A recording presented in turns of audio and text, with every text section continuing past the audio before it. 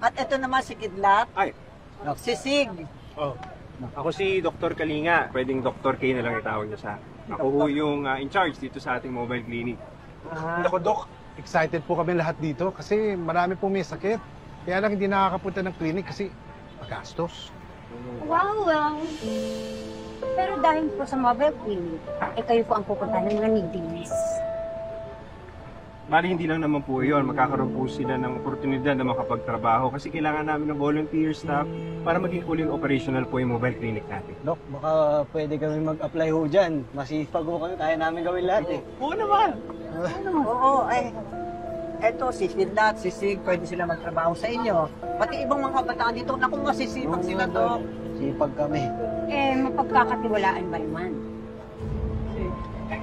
Ano pong ibig niyo sabihin doon? There are some kind of details na hindi nasabi sa inyo.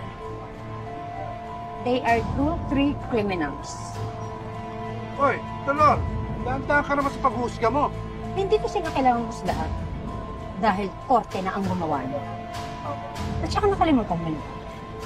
Yung trial nila, inamin nila, nag-guilty sila. Yaya, pamilya ko na kayo. And family sticks together. Kailangan ko kayo, Yaya, please. Pamilya ko rin kasi si Nene. Kailangan ko rin siya makasama. Sana maintindihan mo. Ha? Chelsea!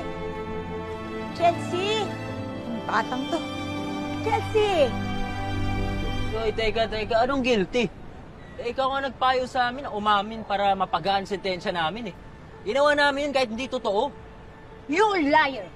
I don't see that. Pakasinungaling mo, Dolor.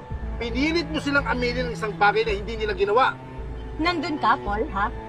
Narinig mo na sinabi ko yun? Hindi, di ba? Kaya hindi yun totoo. Ginawa mo yun dahil sinuhulan ka. O sino ngayon ang nanghuhusga?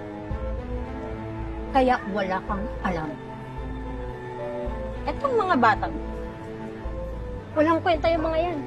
Eto, pinatay niya ang tatay niya. And this, he kills her mother. Wala akong kasalanan, hindi ko pinatay yung magulang ko. Alam mo kung sino pumatay sa kanila yung mga Victor, alam mo yan. Ay!